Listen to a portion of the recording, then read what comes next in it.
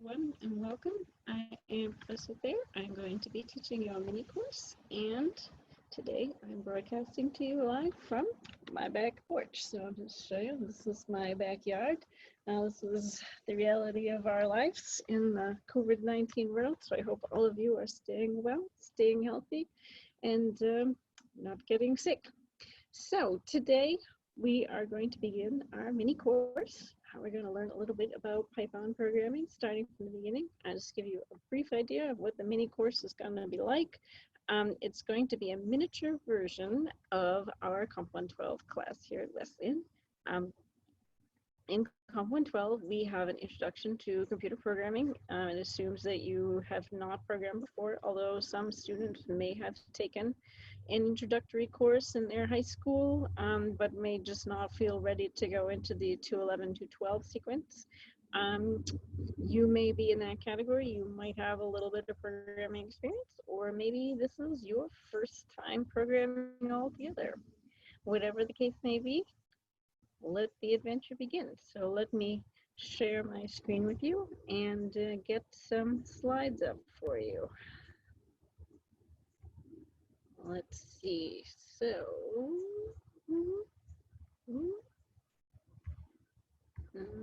sometimes it's a little slow when I have it broadcast, and it does not allow me to start the slides before. So excuse me while I'm just flipping through all these things. I did have those slides up for you. Here we go. All right. So let's go ahead. We may get some rain while we're doing this too. Hopefully we'll be all set. All right, so today we're going to begin the mini course by talking about algorithms. So just give you an overview. We'll talk a little bit more about what the 112 course is like and what the mini course is like.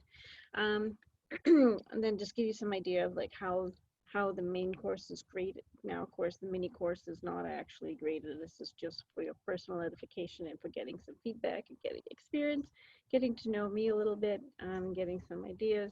And then we will take our first look at programming, which we will talk about algorithms. So what about the 112 course? The objectives of the course are to learn to think like a computer scientist. So not only is it about programming, but it's also about a mindset. We're going to learn how to read, write, and reason about simple programs. We will learn the mechanics of Python as part of doing this, because of course, knowing the syntax is necessary in order to actually write a program, but it's more than just that. It's also understanding programs written by other people. So if you in fact go on into doing programming, much of what you would actually do, it would be using programs of other people, integrating with others who are writing code. We're going to use programs to solve interesting problems. One of the great things about this class is we do have students who take the course who have many different areas of interest and many different majors. So it is really terrific to get to know what your interests are besides learning how to program. And we will have the opportunity to do a final project in the full-length course where you may work on topics of interest to you, or also work on some standard projects. So we have many different options. It's always really a great treat for me to get to know why you're taking the class, and why you might want to learn how to program. Is it because you want to create something great? Is it because you're interested in doing research in a particular area? Are you an astronomy major and need to program in Python on a regular basis? Just having fun, maybe you just enjoy programming games, many different reasons. So one of the things we can do is use programming to solve many different kinds of problems. So it will be important to understand how to break problems down into pieces that can be solved with the tools that we have available, and then synthesize solutions by combining those mini parts together. We'll talk about modular programming as an important theme throughout the course. The programming language that we use is called Python. This is a major language, a relatively new language. Here we're taking a look at the Python website. You might have visited here, and if you haven't, you'll be getting familiar with this because this is where you'll need to go in order to download and install Python on your computer. The Python programming language is an excellent language. It is very intuitive to use. It's considered to be one of the easiest programming languages to use. It's considered to be a scripting language, although it is much, much more than that. And so we will get to have a look at many of the features of the language as we step through the mini course and the course, the full-length course. The Python language was invented by Guido van Rossum. You can see his photo up here. Python is used by a number of major corporations. You might be familiar with Dropbox or Google. They use Python. This is just a little funny cartoon. So who is Guido van Rossum? He says as he's lolling around here in the office, kind of just a little joke. I thought that was cute. All right, so who is the course for? So the course audience is for many different people. There are lots of reasons why you might be here. There are lots of reasons why you might take the 112. The prerequisite skills are not too much, probably things that most students come in with, basic knowledge of computers, such as running programs. So like if you're able to open a Microsoft Office document, you're used to plugging in a computer and turning it on, editing and saving files. You may have little or no programming experience, and there is no prerequisite coursework required to take the class. So we really do start at the very beginning. The course is appropriate for people who want to continue in computer science but do not have sufficient background for 211. I will mention that this course does not count towards the computer science major. However, many of our majors do in fact actually start here because they need the prerequisite skills in order to start the 211-212 gateway sequence. So if that's you, then you're here in the right place. If you think that maybe you've already had some programming and you're wondering, can you go into the 211-212? This is a great intro to get some idea as to what kind of things we're going to cover. And if you think you need the 112 level before you start the 211-212, and certainly I'd be happy to help any of you make that decision as we get closer to the advising period. You might want to apply programming in the sciences, humanities, and arts. I'll tell you a little bit about myself, but this is how I became a programmer. I am a scientist, and I use computers every day in my work. Maybe you want to fulfill a quantitative general education requirement in the natural sciences and mathematics, NSM, so it does count for that. It does fulfill a requirement for certificate programs. And maybe you want to learn how to program specifically with Python or more in depth than the QAC option. So I will mention the Quantitative Analysis Center is a center on campus that offers many skills-based short courses, typically run a half semester long. They do offer a Python course there, and that could be a great next step, but that doesn't go towards majors, but that is a terrific way to get more skills. They offer Python and many other opportunities to learn how to program and how to use software. So that's definitely something you may wish to check out if sciences and computing is your cup of tea. So the requirements that the 112 fulfills, of course, for this, we mean the full-length one, not the mini course. You can use this to fulfill requirements for, and I'll mention this is going to be according to what WestMaps says. So you may wish to go and discuss this with your advisor or check out WestMaps for yourself, but this is what WestMaps said is the last time I checked it. It will fulfill requirements for biology, mathematics, an S&B or neuroscience and behavior, minors in the data analysis, education studies, integrated design, engineering, and applied science minor, otherwise known as ideas. You can also use it towards a variety of certificates, including a certificate in applied data science, certificate in informatics and modeling. There are two flavors of this. There is the computational science and quantitative world modeling version, is also the integrative genomic science version. And you may also use it towards the College of Integrative Sciences program as well. So that gives you some ideas to what you might be able to do with this. The 112 does really get you started on collecting the credits you need for a variety of different programs. So you may realize that you're already getting several courses towards one of these certificate programs. I oftentimes advise students to have a look at what these programs are and what you've already taken. Sometimes students are pleasantly surprised to realize they're already halfway there with things they're already planning to take and can add on a certificate program without too much more study. This is the book we use. It's called Think Python. I'm not requiring you to read it for the mini course, although we do read it in the regular course. It is an excellent resource. We follow it not to a T, but we do loosely follow this book.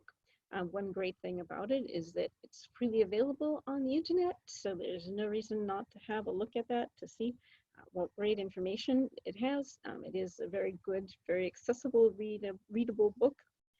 So I do recommend you have a look at this. So you can download the book as a PDF for free. I've put the link down here for you. Again, you don't need to read it for the mini course, but it is definitely recommended reading. And if you do intend to take the full-length course, you can get a head start on that by reading through this book. It is a little bit long, but you could in fact sit down and read through it cover to cover in an afternoon to get a great overview of Python, and then read through the chapters in more detail as we work through the semester. Great idea to do that. Also, RJ Julia has copies available for you. Do note that you need to use the second edition and not the first edition because they feature different versions of Python. So in Python, we call the version number a digit dot and then another digit. So version, for example, 3.7 is the version I'm running. 3.8, I believe, is the latest one you can download as of a few months ago. So the major version of that is 3, but there was a major change in the Python language that happened between version 2.x and 3.x. And what we mean by that is between version 2 point whatever. So 2.7 is the last major version. In the version 2, the 2.x's, there were some major changes, and because they wanted to revise how the Python actually works. And so when we move to the 3-point versions, the compatibility of the code is very poor. So what that means is that you don't want to use the first edition of the book because that will be compatible with the Python version 2, which is not the one you're going to download, and the code won't work. So it'll probably be an exercise in frustration. So I don't recommend that. Plus it's free in the version that you need to use. So just download the correct version and make sure you're using that one.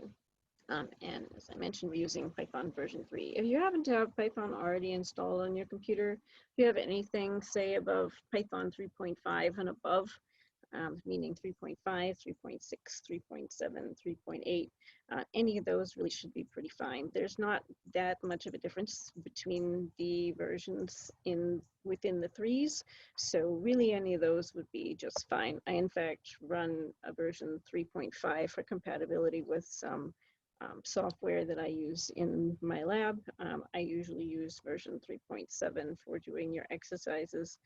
And either one is really pretty fine.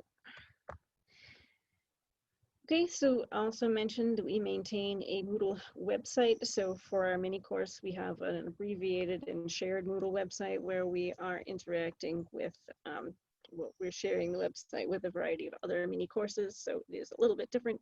But in any sense, the Moodle website is the central repository where you can find information about the course, the syllabus, the course calendar, all of your assignments. You can get your assignments, you can post your solutions, you can get your grades, and also see your homework solution sets. So we'll have a more streamlined system here. So instead of having both labs and homework assignments, just to make things a little simpler, we'll just have a single problem set that you'll be working on. The real course does have homeworks and lab assignments. So the homeworks you would take home and work on by yourself or with your friends, and the lab would be done when we're in person. They would be done in a computer lab and during class time. And so the labs are generally graded on participation basis, and the homeworks are graded for a grade, but they're not worth a substantial part of your grade.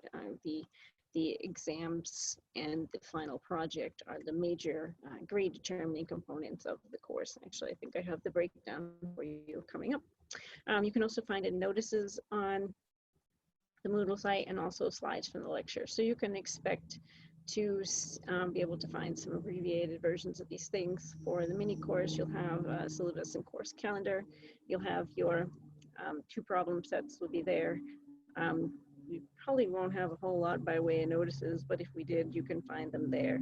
And also slides from the lecture. So I'll make all of those available for you to download and use.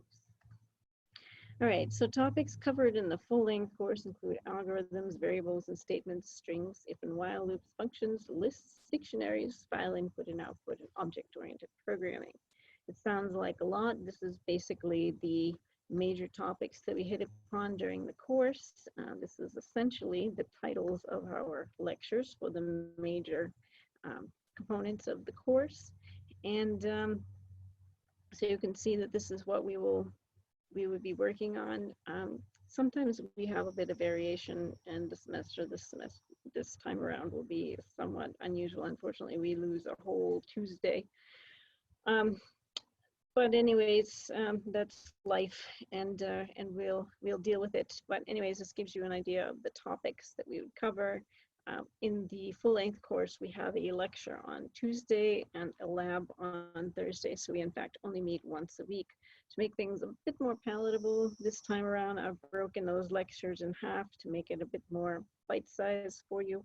I will be offering some pre-recorded lectures, as you may know if you're watching this.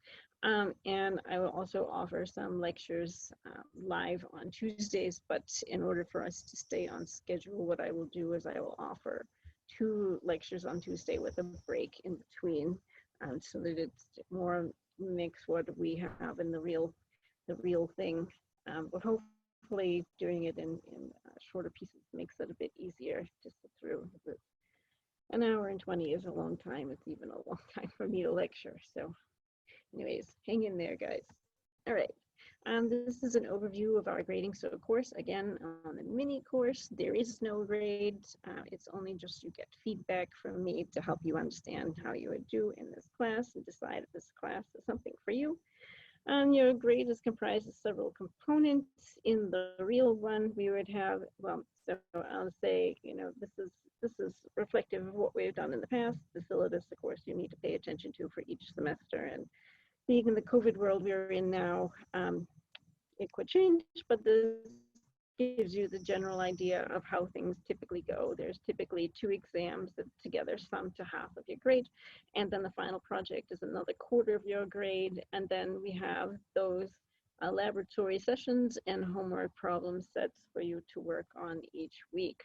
Again, the lab session is usually effort-based, so if you go to lab and you work on the lab for the allotted amount of time, you get 100%, even if you get every single question wrong, okay? Effort-based. It's your opportunity to make mistakes and learn from those, and we give you the answers to the problems. The problem sets, you'll have teaching assistants to help you, and we'll have office hours and all these wonderful things to support you. but you do need to do those problem sets, and that's your opportunity to test out what you know with the opportunity to ask questions and get help.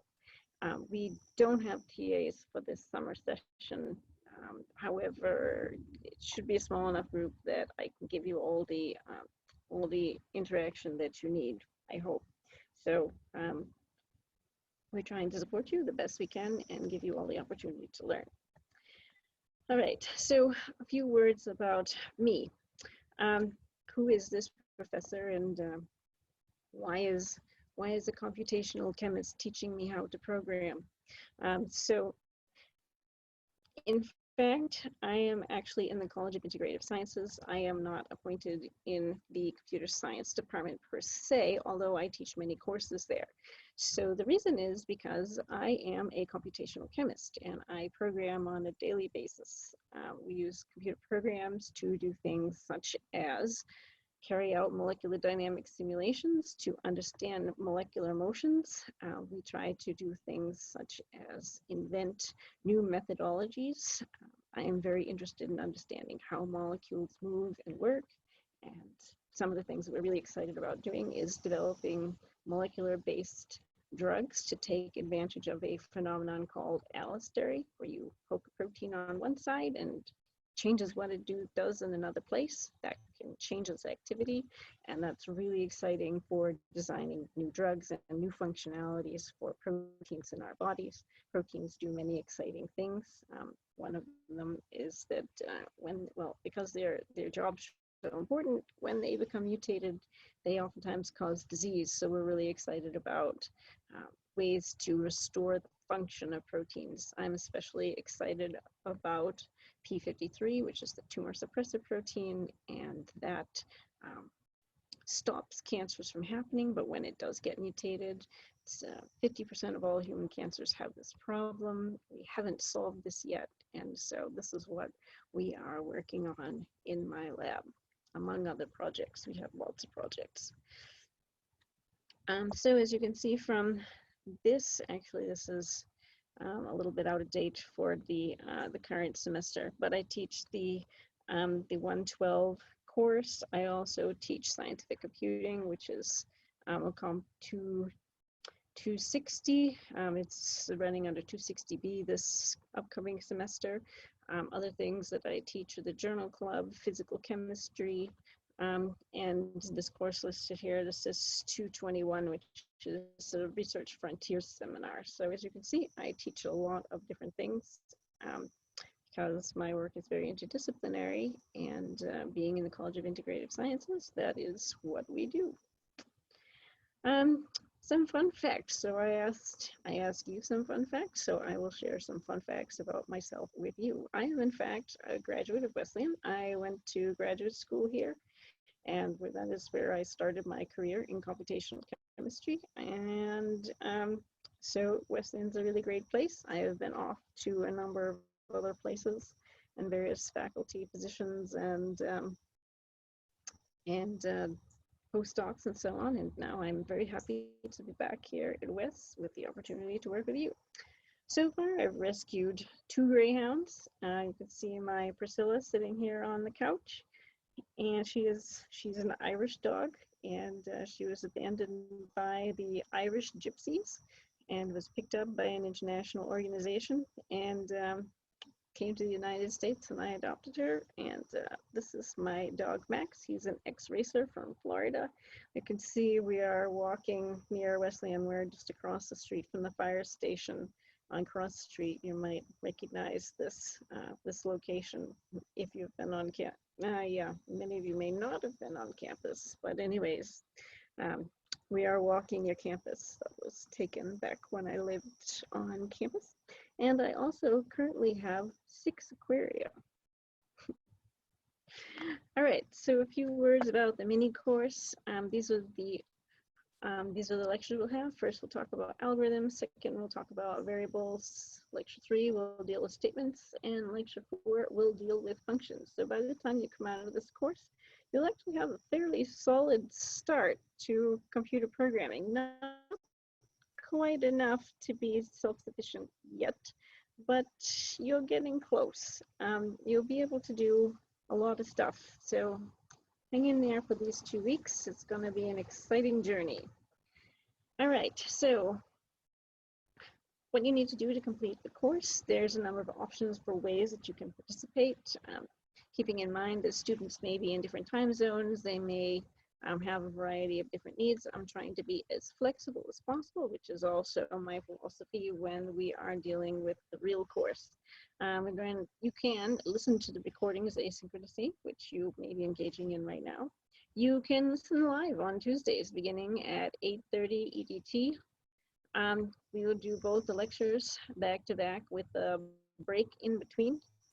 So you can participate by either listening or to the recordings, or you can join us on Tuesday. You don't have to do both. If you want to hear it twice, you are more than welcome to join us 2 times.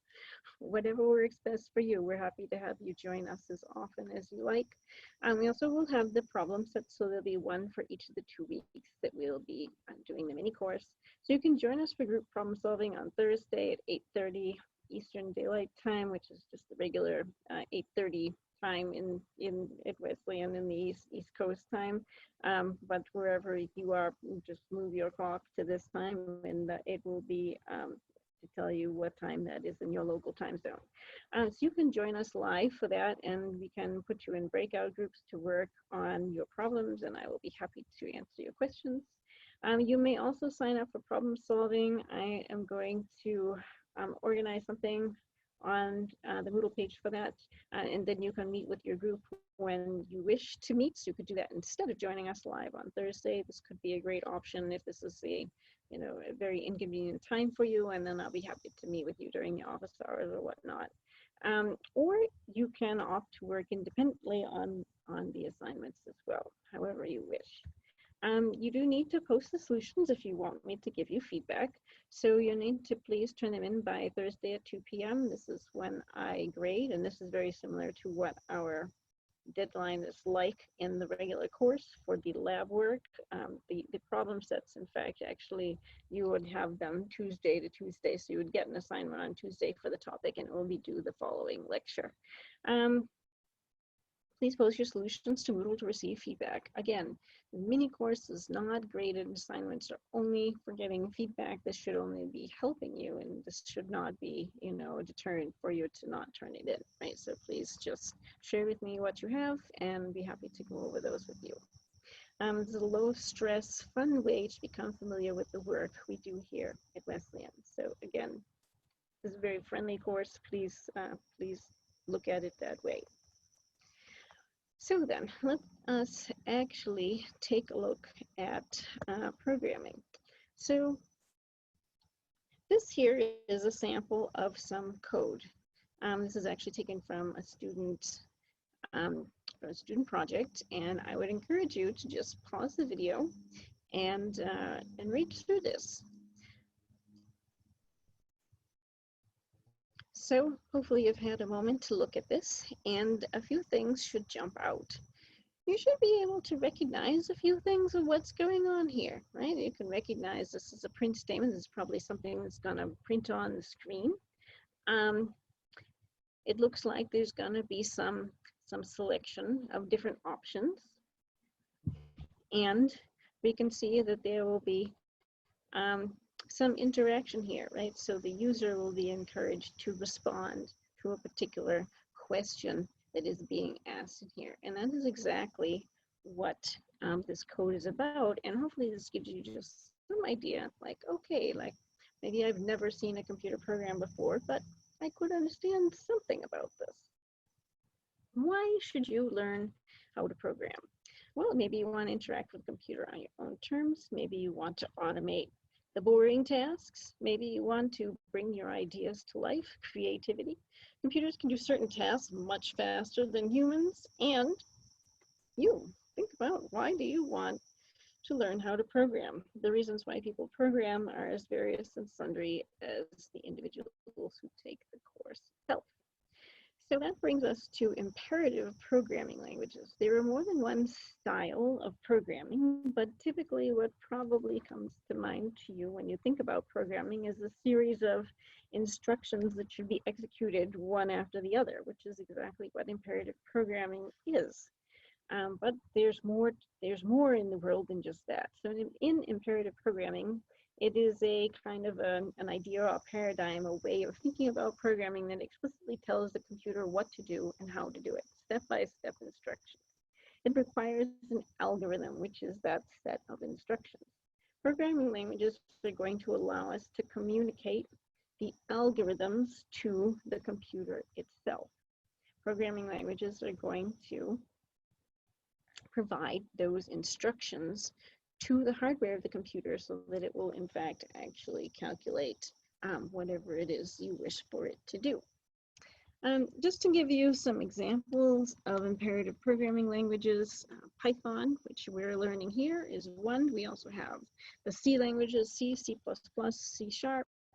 Fortran, a very old programming language from scientific computing. BASIC, which is another program language that's been around for a long time, and also MATLAB, which is a user-friendly interface. Yes, we also offer MATLAB classes here at Wesleyan. I actually teach that course in the spring, so you can also learn how to program in that language, which is a scientific-based programming language.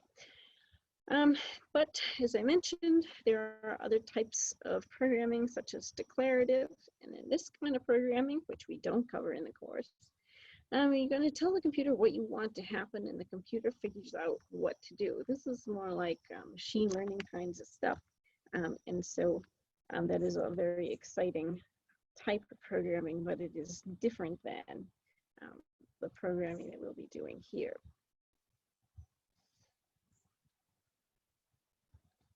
So what is an algorithm? So here we have Euclid's GCD, the greatest common divisor algorithm. You may be familiar with the greatest common divisor from your early math classes. What we want to know is, if you have two numbers, what is the biggest integer number that can go into both of them? So if we said, for example, 12 and 16, what's the greatest common divisor? The answer would be 4, because 4 goes into both of them, and although they both have many numbers that go into them, 4 would be the biggest that's shared between them.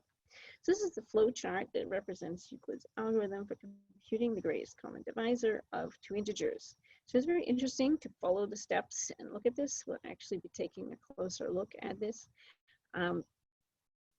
It's not exactly the way you might have been taught in elementary school or middle school, but it does represent an algorithm that will in fact give you the greatest common divisor between the two numbers. So let's just take a look. You would start here. An important feature is beginning and end. Here we would start off with a question, right? Is B equal to 0? Yes or no, right? So you have A and B values, the numbers you're trying to compare. Is B equal to 0? The answer is no. Then we ask another question, is A greater than B? If the answer is yes, then A will take a new value. It will take A minus B. If no, then B will take the value of B minus A, and then we go to 2, so we follow this up and go back here to line number 2, right? And we iterate through the program again until B equals 0. So notice that A and B are going to be changing their values as we work through the program. Just in case that wasn't obvious to you, the A and the B are going to be the two numbers that you're trying to find the greatest common divisor of, and you're changing what A and B are equal to. They just initially start out being equal to those numbers, but what A and B equal to will change over the course of the program, which is a typical thing as we're actually executing programs. So then let us talk about parsing syntax and what that means. So this is a quote that I took from Atticus Finch. This is from Harper Lee's famous book, To Kill a Mockingbird. And so in an English class, one thing that we might ask you to do is to read a quote and to tell us what that quote means. So for example, I might give you this quote about real courage from Atticus Finch and ask you, what do you think the meaning of this quote is? So the syntax will express the idea. But what parsing is parsing is extracting what the meaning of that is out of that syntax. So that's what it would be in an English class. Well, what does it mean in terms of a programming language? So parsing syntax in programming could be likened to parsing in mathematics, which is probably something you have encountered in some algebra class at some point. So for example, order of operations, parentheses, exponents, multiplication and division, left to right, addition and subtraction, left to right. You might have learned, please excuse my dear Aunt Sally to help you remember these order. And so if I asked you to parse this mathematical expression and then evaluate it, you would know that we do not do the 1 plus 2 first, because order of operations dictates that we do multiplication and division first. So we multiply the 2 times 3 to get 6 and then add 1 to it. And of course, if you parse it in a different order, so if you did 1 plus 2 first, you would get 3 times 3 is 9. That would be the incorrect answer. So order matters when we parse something. And so parsing is about what is the order that we proceed in, and how do we figure that out from what is written. So we mention this because in programming, in fact, we will actually do a lot of parsing the code, and part of learning how to think like a computer scientist will entail thinking about actually how Python will work. So then, in summary, we have talked about imperative programming, algorithms, and syntax, and we have talked about how to parse syntax. So I hope you've enjoyed our first lecture, and I will talk to you soon in lecture number 2. Have a great day.